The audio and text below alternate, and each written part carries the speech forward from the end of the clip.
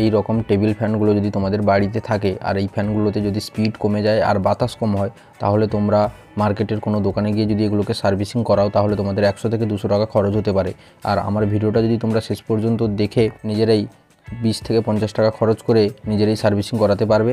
তো ভিডিওটাতে একটা লাইক করে ভিডিওটা শেষ পর্যন্ত দেখতে থাকো। চ্যানেলে যদি নতুন হয়ে থাকো চ্যানেলটাকে সাবস্ক্রাইব করে দাও। এই ফ্যানটাকে সার্ভিসিং করার জন্য তোমাদের এরকম একটি ক্যাপাসিটর লাগবে। তো ক্যাপাসিটরটা দেখো আমি তোমাদের দেখাচ্ছি, এর মানটা হচ্ছে 2.50 MFD।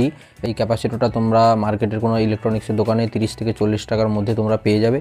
এরকম একটি ক্যাপাসিটর নিয়ে আসবে আর এটাকে নিয়ে তোমরা কিভাবে এটাকে কানেকশন করবে আমি তোমাদের দেখাচ্ছি। প্রথমে তোমরা কি করবে, ফ্যানের পেছনে দেখবে একটা স্ক্রু দিয়ে এটাকে টাইট করা থাকে, তো স্ক্রুড্রাইভার দিয়ে স্ক্রুটাকে আগে খুলে নেবে। আমি তোমাদের খুলে দেখাচ্ছি, এভাবে তোমরা খুলে নেবে। তারপরে উপরে যে এই যে নবটা রয়েছে এই নবটাকে তোমরা, এটাতে স্ক্রু থাকে না, আবার অনেক ফ্যানে স্ক্রু থাকে, তো এটাকে তোমরা কি করবে, স্ক্রু যদি থাকে তাহলে স্ক্রুটা খুলে নেবে, দিয়ে এটাকে ঘোরালে এটা উঠে যাবে উপরে।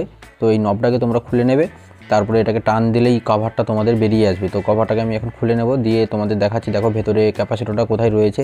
তো দেখো এখানে ক্যাপাসিটরটা একটা 4 কোণা রয়েছে, কারণ এটা কোম্পানি থেকে রয়েছে তার জন্য এটা 4 কোণা রয়েছে। তো অনেক ফ্যানে এটা গোল টাইপের এরকম থাকে, না হলে এটা 4 কোণা এরকমও থাকে। তো এটাতে কোনো সমস্যা নেই, যে কোনো একটা থাকলেই হবে।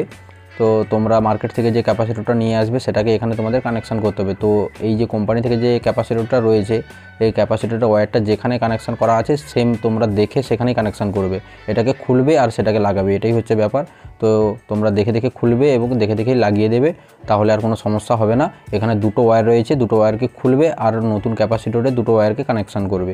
তো এইভাবে তোমরা কানেকশান করবে। তো কোথায় ওয়্যারটা রয়েছে আমি তোমাদের কানেকশানটা করে দেখাচ্ছি, তোমরা দেখো। তোমরা এখানে দেখতেই পাচ্ছ যে একটা হলুদ রঙের তার এবং একটা কালো রঙের তার, দুটো তার রয়েছে। দুটো তারের সঙ্গে ক্যাপাসিটরের দুটো তার কানেকশান করা রয়েছে।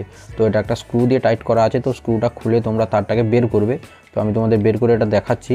তো তোমরা দেখো আমি এটাকে স্ক্রুটা খুলে নিয়ে তারটাকে বের করেছি। এখানে কালো এবং হলুদ দুটো তার দেখতে পাচ্ছ, দুটোর সাথে ক্যাপাসিটরের দুটো ওয়্যার কানেকশান করা রয়েছে। তো তোমরা কি করবে, এই ক্যাপাসিটরের দুটো তারকে খুলবে আর নতুন যে ক্যাপাসিটরের যে দুটো তার রয়েছে সেটাকে এখানে কানেকশান করবে। তো এটাকে আমি খুলে নিচ্ছি, এটাকে খুলে সেটাকে লাগাবো। সিম্পল ব্যাপার, কোনো কিছু ঝামেলা নেই। একটা খুলবে একটা লাগাবে। এই যে হলুদ এবং এই যে কালো যে দুটো তার, এই দুটো তারের সাথে ক্যাপাসিটরটা কানেকশান করা ছিল, তো আমি পুরোনোটা খুলে দিয়েছি। এই হলুদ এবং কালো দুটো যে তার, এই দুটো তারের সাথে নতুন ক্যাপাসিটরের দুটো তারকে আমি কানেকশান করব। তো তোমাদের আমি দুটো তারকে কানেকশান করে দেখাচ্ছি। দেখো তোমরা এইভাবে পুরোনোটাকে খুলবে যেখান থেকে, সেখানেই আবার নতুনটাকে কানেকশান করে দেবে। এই যে দুটো তারের সাথে আমি নতুনটাকে কানেকশান করছি। যেখান থেকে আমি পুরনো ক্যাপাসিটরের ওয়্যারটাকে খুলেছিলাম, নতুন ক্যাপাসিটরের ওয়্যারটাকে আমি সেখানেই কানেকশান করে দিয়েছি। তোমরা এইভাবে পুরনোটাকে খুলবে এবং নতুন ক্যাপাসিটরের দুটো ওয়্যারকে সেখানে কানেকশান করে দেবে। দুটো ওয়্যার খুলতে হবে এবং দুটো ওয়্যারকে সেখানে কানেকশান করতে হবে। তো হলুদ এবং কালো দুটো ওয়্যার ছিল, সেখানে আমি কানেকশান করে দিয়েছি। এবারে এটা স্ক্রু দিয়ে টাইট করা ছিল, সেম আমি সেভাবেই স্ক্রু দিয়ে এটাকে টাইট করে দেবো। ফ্যানের ভেতরে পুরনো ক্যাপাসিটরটা যেভাবে কানেকশান করা ছিল আমি সেম নতুন ক্যাপাসিটরটাকে সেম একইভাবে কানেকশান করে দিয়েছি।